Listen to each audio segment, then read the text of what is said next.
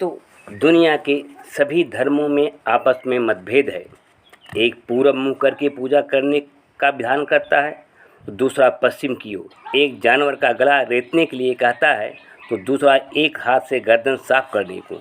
एक कुर्ते का गला दाहिनी तरफ रखता है, तो दूसरा बाईं तरफ। एक झूठ मीठ का कोई विचार नहीं रखता, और दूसरे के यहाँ जात के भीतर भी बहुत से चूल्हे हैं। एक खुदा के सिवा दूसरे का नाम भी दुनिया में रहने देना नहीं चाहता। दूसरे के देवताओं की संख्या असंख्य करोड़ों में एक गाय की रक्षा के लिए जान देने को कहता है, तो दूसरा उसकी कुर्बानी को सबसे बड़ा सवाब समझता है। अपने अपने खुदा और भगवान के नाम पर, अपनी अपनी किताबों और पाखंडों के नाम पर मनुष्य के खून को उन्होंने पानी से भी सस्ता कर दिया। हिंदुस्तान की भूमि ऐसी धार्मिक मदानता का कम शिकार नहीं रही है। इस्लाम के आने से पहले भी क्या मजहब ने बोलने और सुनने वालों के मुंह और कानों में पिघले रांगे और लाख को नहीं भरा। शंकराचार्य ऐसे आदमी जो सारी शक्ति लगा गला फाड़ फाड़ कर यह चिल्ला रहे थे कि सभी ब्रह्म हैं, ब्रह्म से भिन्न सभी चीज़ें झूठी हैं, तथा रामानुज और दूसरों के भी दर्शन जबानी जमा खर्च से आगे नहीं बढ़े, बल्कि सारी शक्ति लगाकर शूद्रों और दलितों को नीचे दबा रखने में उन्होंने कोई कसर नहीं उठा रखी थी। कहने के लिए इस्लाम शक्ति और विश्व बंधुत्व का धर्म कहलाता है। हिंदू धर्म ब्रह्म ज्ञान और सहिष्णुता का धर्म बतलाया जाता है, किंतु क्या इन दोनों धर्मों ने अपने इस दावे को कार्य रूप में परिणत करके दिखलाया? हिंदू मुसलमानों पर दोष लगाते हैं कि वे बेगुनाहों का खून करते हैं, हमारे मंदिरों और पवित्र तीर्थों को भ्रष्ट करते हैं, हमारी स्त्रियों को भगा ले जाते हैं, लेकिन झगड़े में क्या हिंदू बेगुनाहों का खून करने से बाज आते हैं? चाहे आप कानपुर के हिंदू मुस्लिम झगड़े को ले लीजिए, बनारस के, इलाहाबाद के, आगरे के, सब जगह देखेंगे हिंदुओं और मुसलमानों के छुरे और लाठी के शिकार हुए। सभी धर्म दया का दावा करते हैं, लेकिन हिंदुस्तान के इस धार्मिक झगड़ों को देखिए तो आपको मालूम होगा कि यहाँ मनुष्यता पनाह मांग रही है। नियत्ते बूढ़े और बूढ़ियाँ ही नहीं, छोटे छोटे बच्चे तक मार डाले जाते हैं। अपने धर्म के दुश्मनों को जलती आग में फेंकने की बात अब भी देखी जा सकती है। शक्ल देखकर किसी के बारे में आप बता सकते हैं कि अमुक ब्राह्मण है और यह शूद्र है। कोयले से भी काले ब्राह्मण आपको लाखों की तादाद में मिल जाएंगे, और शूद्रों में भी गेहूँ रंग वालों का अभाव नहीं है। पाते ही धनी खानदानों राजवंशों के बारे में तो लोग साफ कहते हैं, दास कलर का राजा और दासी कलर का राजपुत्र। कहने के लिए तो हिंदुओं पर ताना कसते हुए इस्लाम कहता है कि हमने जात पात के बंधनों को तोड़ दिया है। इस्लाम में आते ही सब भाई भाई हो जाते हैं, लेकिन क्या यह बात सच है? यदि ऐसा होता तो आज मोमिन, जुलाहा, अफसार, दुनिया, राइन, कुंजड़ा आदि का सवाल न उठता।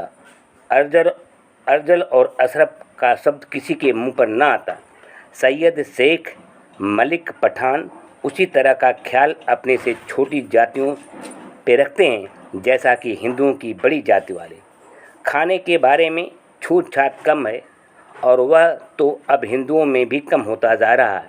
लेकिन सवाल तो है कि सांस्कृतिक और आर्थिक क्षेत्र में भेदभाव बना हुआ है। ताल्लुकेदार नवाब सभी बड़ी जातों के हैं।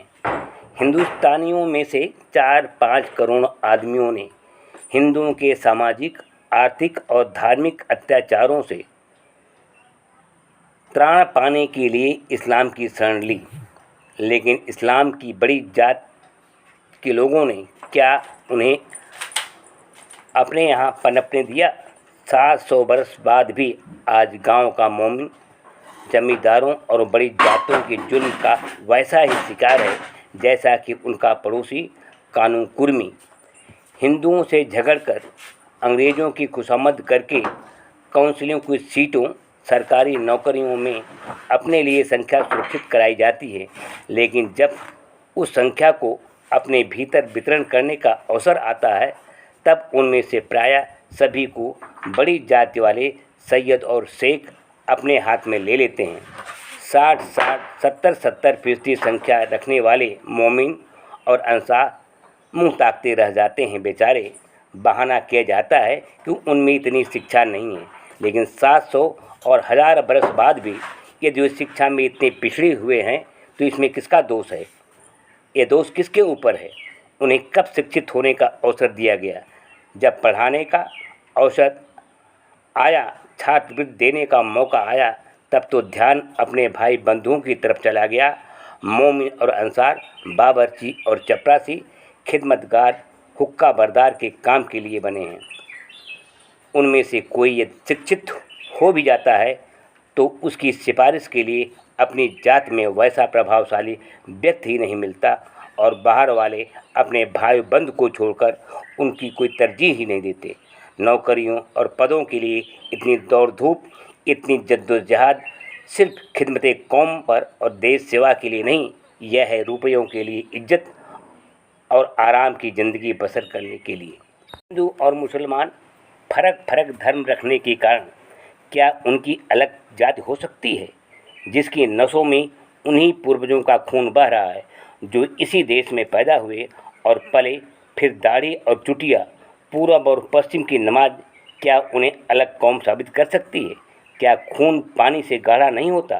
फिर हिंदू और मुसलमान के फर्क से बनी इन अलग अलग जातियों को हिंदुस्तान से बाहर कौन स्वीकार करता है?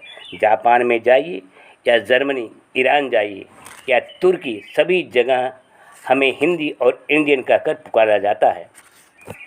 धर्म अपने भाई को बेगाना इसलिए बनाता है कि उसकी विचारधारा अलग है, उसने कोई दूसरा धर्म अपना लिया, ऐसे धर्म को धिक्कार है। मज़हब अपने नाम पर भाई का खून करने के लिए प्रेरित करता है, उस मज़हब पर लानत है। एक चीनी चाहे बौद्ध हो या मुसलमान, ईसाई हो या कन्फ्यूशियस, लेकिन उसकी जात चीनी ही रहती है।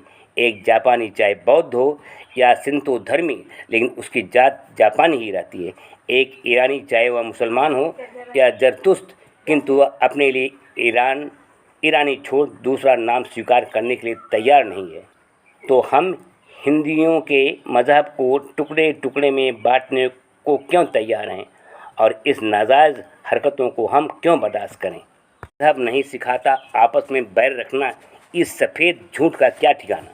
अगर मज़हब बैर नहीं सिखलाता तो चोटी दाढ़ी की लड़ाई में 1000 बरस से आज तक हमारा मुल्क पामाल क्यों? इतिहास को छोड़ दीजिए, आज भी हिंदुस्तान के शहरों और गांव में एक मज़हब वालों को दूसरे मज़हब वालों के खून का प्यासा कौन बना रहा है? कौन गाय खाने वालों से गोबर खाने वालों को लड़ा रहा है? असल बात यह है, मज़हब तो है सिखाता आपस में बैर रखना, यानी मज़हब ही सिखाता है आपस में बैर रखना। भाई को है सिखाता भाई का खून पीना, भाई को है सिखाता भाई को खून पीना। हिंदुस्तानियों में एकता मज़हब के मेल पर नहीं होगी, बल्कि मज़हबों की चिता पर होगी। इसलिए मज़हबों और धर्मों को चिता पर जला देना चाहिए। मज़हबों की बीमारी स्वाभाविक है, उसका मौत को छोड़कर कोई इलाज नहीं।